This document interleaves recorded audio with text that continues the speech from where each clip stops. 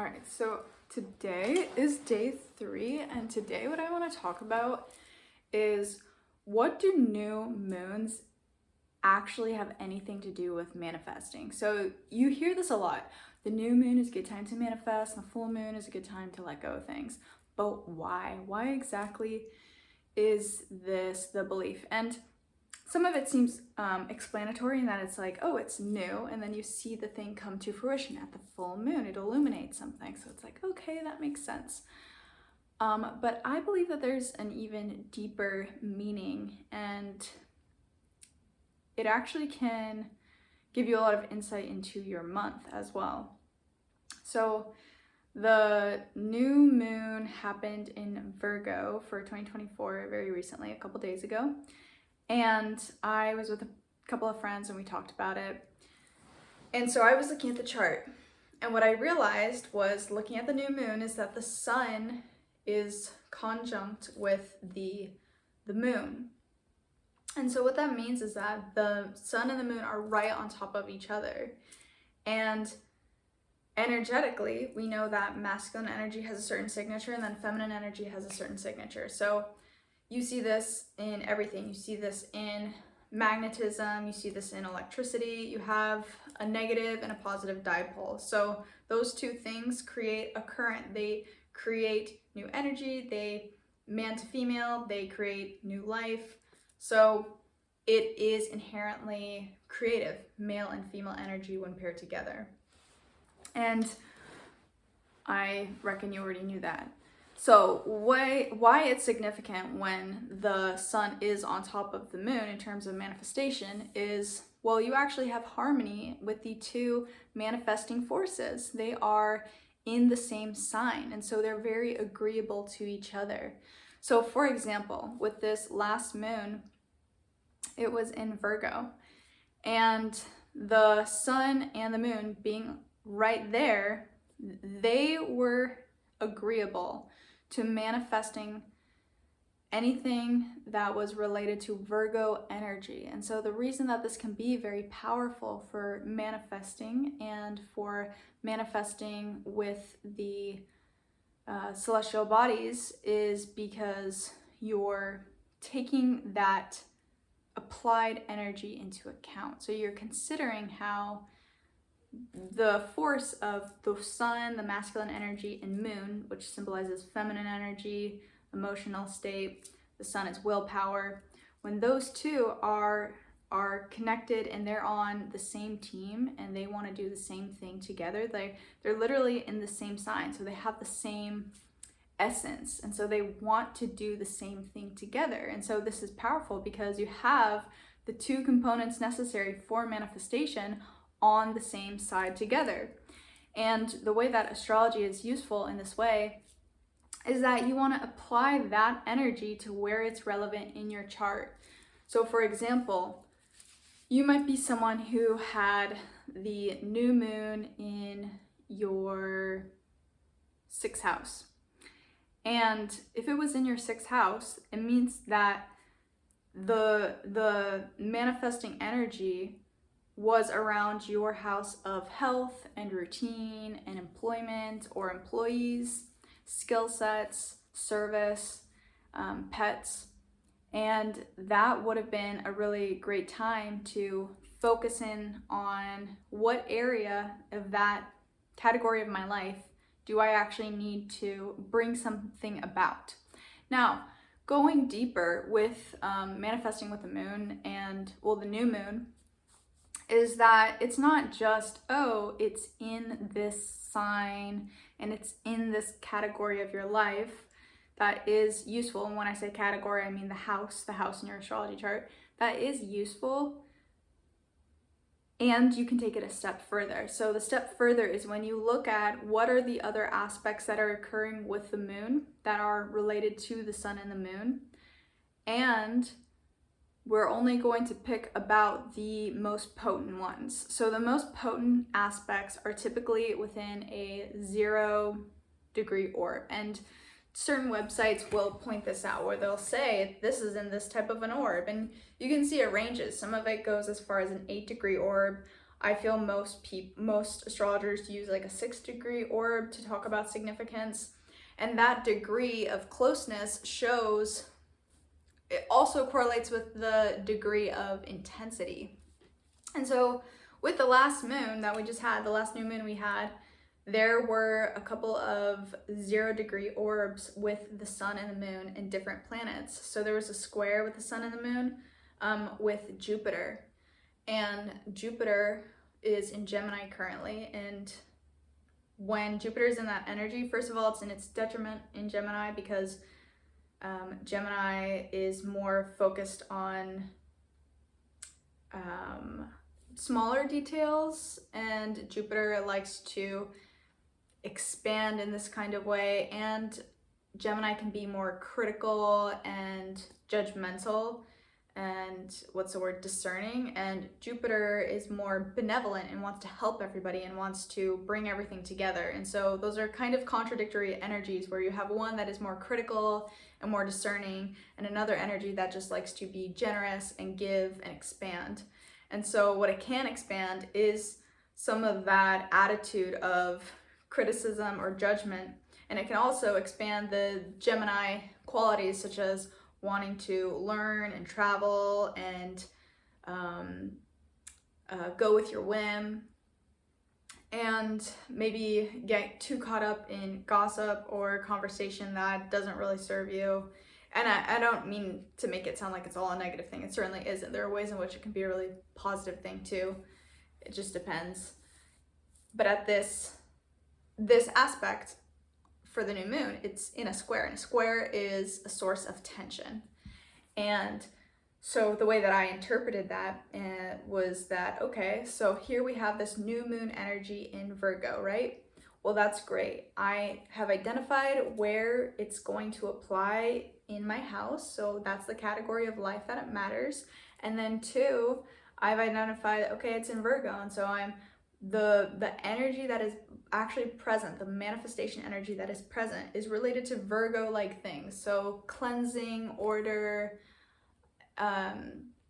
organization, purity, earthliness, earthly materialism, all these kinds of things. And so that is my area. That's kind of the essence of what I'm working with. Okay, that's the energy that's present. Okay, how would I like to channel it? Well, my astrology chart is saying that the best way I can channel it is within this area of my chart, so this house. And then the chart is also saying that these are the particular energies that are also playing off of the moon. And so one of those energies is that there's that square with Jupiter in Gemini. And so the way I interpret it is that square is going to be distracting. So Jupiter in Gemini is going to want to take you to all these different ideas, like, oh, I should consider this thing and I should consider this thing, and being more fleeting with your energy, which is really contradictory to Virgo energy. Virgo wants to get the shit done. Virgo is practical. Virgo is focused on the little details and all the little things that add up in order to get you to where you want to go. And Gemini, even though they're both ruled by Mercury, they go about things very differently. So Gemini is just more interested in what it can learn and what it can gain through communication and new people and new experiences and new places, whereas Virgo wants to apply its mind to the earthly realm and how can I organize and understand practically what it is that I'm working with. And so the tension you have here is, okay, so your manifestation energy here right now is in Virgo. It's in the ability to actually get shit done and be really practical and organized. So what area of your life are you needing that energy? And then 2, one of the other elements to this moon is that you might notice that you're feeling really fucking distracted, and you're feeling like your mind is going all over the place, or you're noticing, oh, I want to do this thing, I want to do this thing, oh, I want to learn about this thing. And so a square can be interpreted as, oh, it's this negative thing, but it often just shows us the way in which we need to transmute energy. And that's what I really like about astrology, is that it actually maps out the energy that you're experiencing so you can make sense of the themes that are coming up in your life at a given time. And then with energy work, you're actually doing the cleansing of your energy, in which it's like a meditation practice that I can go more into. But by doing that, you're allowing these forces to not rule you. And this is a big part of consciousness, and noticing, oh, what are the patterns that I'm playing out right now? And so with the chart, to be able to name, hey, this is a pattern that's happening right now in which I am getting distracted, and there are things that I really practically want to do. And that's useful because now we can set an intention around it. So the great blessing and challenges or things that show up that we don't like is that they immediately tell us what we do want. And that is where you can set an intention and set affirmation so you can go in that direction. Okay, so we've identified with this kind of energy, like, I don't want to go in the direction of wasting my energy and wasting this manifestation opportunity and this really awesome manifestation opportunity that's related to my earthly realm and to getting my ducks in a row.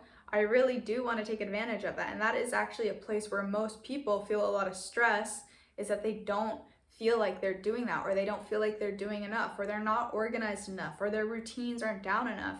Well, this is a really great place for you to set intention around that, and to set intention about staying grounded and focused, and to not allow your whims and desires and curiosities to get the best of you, even if they're valid, even if they do take you to something really interesting. You can still set the intention that, hey, as much as I need to have time to explore, I also need to make sure I'm doing the regular and consistent work to show up to the things that I need to do, because that is how I bring in what it is that I want. And that is also one of the greatest places of fulfillment, is actually showing up to the work that you want to do. And a lot of people suffer because they're not doing what it is that they saw themselves as doing, and they might feel the traps of distraction or emotionality get in their way. And so this is a really great time where you can set an intention around that, and that is literally what the sun and the moon are wanting to support you in. So that was an example of how the sun and the moon energetically bring about manifestation, and how in the astrology chart you can see what area it applies to your life, so that way you can be more specific with the intention that you're setting, and you can be more specific about what is it that I'm noticing. And what I really like about, or what I've noticed has helped with my astrology and energy work, is just being reflective on, hey, what has been my experience for the last couple days? What have I been feeling? How about for the last couple weeks, or just the past week? So when you consider those kinds of things, just actually asking yourself, what is it that I've been experiencing? You're often picking up on some kind of energy that's happening.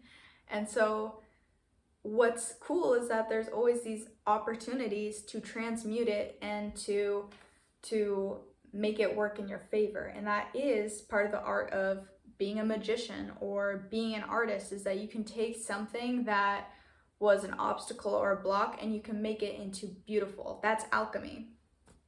And it's a really amazing way to be, because you just feel like a boss. And that's even why when you make money, it's such an amazing feeling, because you know, the whole idea of making money, right, is that you generate value, right? So I have generated value, in which by generating this value and having this currency, I have options, I have freedom, I have choices. And that is exactly what energy work is like as well, is you realize I can take something and I can make it into something meaningful and valuable. And by doing that, I have options and I have freedom and I have choice in the way that I live and in the way that I interpret these experiences. So yeah, lots to talk about there, and I'm sure you can see how this all relates to manifestation. And yeah, I think astrology can be so cool in terms of working with manifestation and working with the energy that's present and being a good diagnostic tool about, hey, what is going on right now? It's just really a useful check-in, and then it's also a useful, it's a compass. It's going to tell you, hey, this is what could really help you right now. This is the area of your life you might want to focus on. And getting in tune with that is super useful. All right, that was day 3. I hope you have a good one, and I'll see you tomorrow. Bye.